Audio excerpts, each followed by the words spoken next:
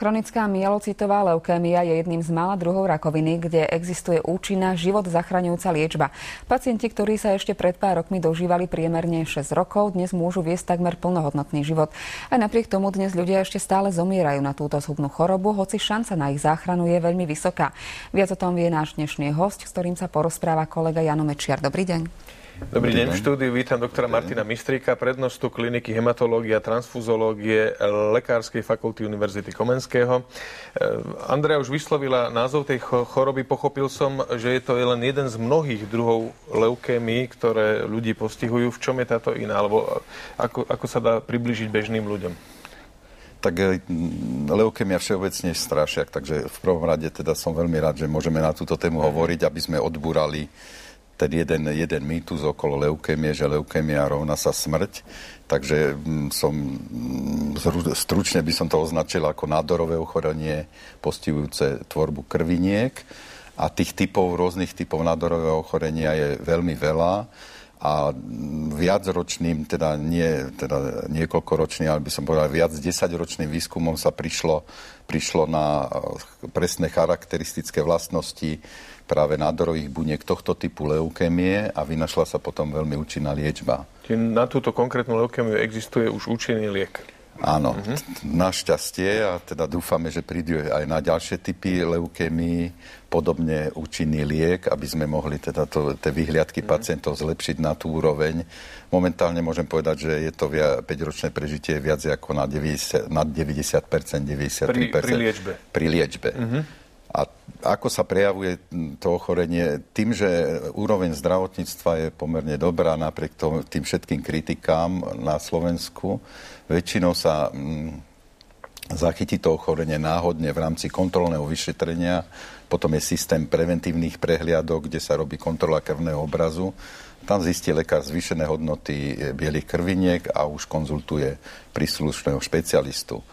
V prípadoch, kde nie je to náhodné vyšetrenie, tak sa môže prejaviť tak, že človek je slabý, má zvýšené potenie, ale nie teraz ako keď v noci sa dnes teda spotíme, keď je 36 stupňov. Áno, ale jednoducho také spotenie, že musí prezrieť si pyžamo 2 razy, to pyžamo vyzerá ako zvanie, keď vyťahnete úplne premočené pyžamo.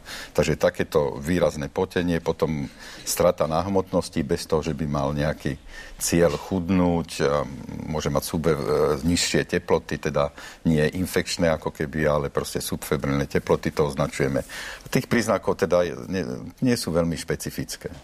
Čiže môže to byť čokoľvek, ale nakoniec sa z toho môže vyklúť leukémia. Andrea? Akú skupinu ľudí táto choroba najviac postihuje? Neviem, deti, starších, ženy, muži?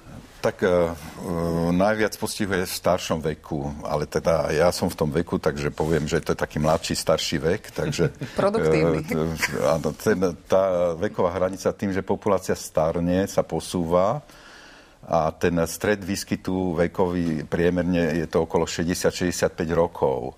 Takže tá perspektíva je taká, že tá populácia riziková bude rásť teda početne, tým, že aj tá starostlivosť, aj teda prežívanie v populácii sa predĺžuje, takže bude viac tých prípadov. Ale mám pocit, že aj mladších ľudí, lebo máme rozhovor s jednou pacientkou, ktorá má tiež túto chorobu, chronickú myelocitovú leukémiu a už aj absolvuje liečbu, tak sme sa aj spýtali na jej skúsenosti, vlastne ako sa to celé začalo a ako to pokračuje, ako sa cíti dnes. Tu je odpoveď.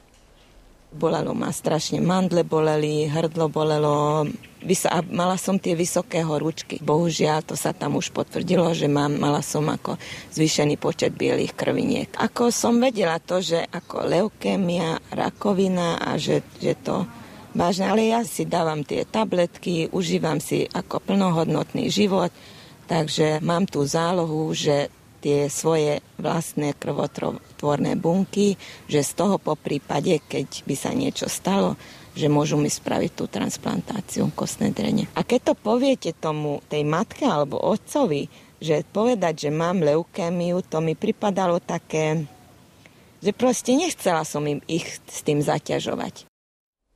To boli teda skúsenosti a zážitky pacientky Ildiko. Ona tam spomínala aj autotransplantáciu, či tak nejak sa tomu hovorí, že transplantujú vlastné krvné bunky?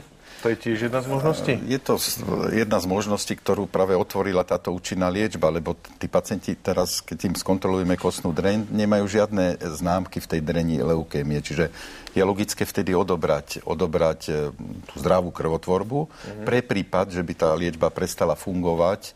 Tá pravdepodobnosť je pomerne malá, viete, ale medicína spočíva v tom, že lekár musí myslieť aj na eventualitu, nie keď je oslavovaný, ale práve keď dojde k tomu horšiemu, teda keď nie je tá liečba účinná. Takže veľmi pekne povedala pani, že má v rezerve tieto bunky a pre prípad zlyhania liečby by sa mohli použiť, ale tam uprednostňujeme zase bunky pri transplantácii od zdravých darcov. Takže tam potom ideme do veľkého registra 17 miliónov dobrovoľných darcov. To je celosvetové prepojená sieť dobrovoľných darcov a tam zvyčajne nájdeme vhodného darcu pre transplantáciu. Pri tejto novej liečbe sa teda používa nový, poviem v úvodzovkách, zázračný liek, ktorý dokáže človeka udržať pri živote ako dlho? V porovnaní ak to porovnáme treba s neliečenou leukémiou takéhoto typu? Tak s neliečenou, tak ho udrží diametrálne, by som povedal, tí pacienti to užívajú. Momentálne tá liečba je známa od roku 2000, čiže môžeme povedať, že máme 10-ročné skúsenosti zhruba a tí pacienti, drvivá väčšina to stále užíva a má sa veľmi dobre a tak ďalej. Takže v porovnaní s tými predchádzajúcimi liečbami, viete, ja trošku si už pamätám zo pár 10 ročí dozadu, tak si pamätám tie prvé roky mojej praxe, kde tí pacienti žili 3-4 roky, možno 10% pacientov sa dožilo 5 rokov. Pri tej liečbe, ktorú sme vtedy používali. To sa označuje ako chemoterapia. Potom bol významný pokrok, bola transplantácia. Tam sme už dosiahli 50% a dlhšie prežívanie 5-ročné.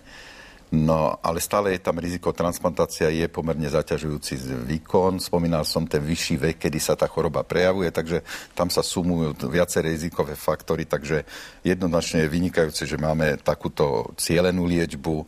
Zopakujem ešte, nejde o chemoterapiu, ide o liečbu, ktorá zablokuje pochody, vnútrobunkové pochody v tých chorých bunkách a tie normálne bunky sa tešia, z toho dostanú priestor a obnovia krvotvorbu. Ale nedá sa povedať, že by to bol definitívny liek na tú chorobu, že človek sa nevylieči, len sa lieči stále. No, je to obdobie ako cukrovka napríklad, viete, takže tým sa tá choroba preklenula do takého pojmu, že vlastne nádorová choroba, ktorá bola predtým smrteľná, je teraz chronická choroba, ktorá sa lieči ako celý rad iných chronických ochorení. Máte pravdu, ani cukrovku nevieme vyliečiť. Ale možno raz to príde. Tak dúfajme. Dobre, ďakujem veľmi pekne za návštevu v štúdiu i za informácie. Andrea, máš slovo. Áno, my pokračujeme ďalej, pretože problematická rodina z družstva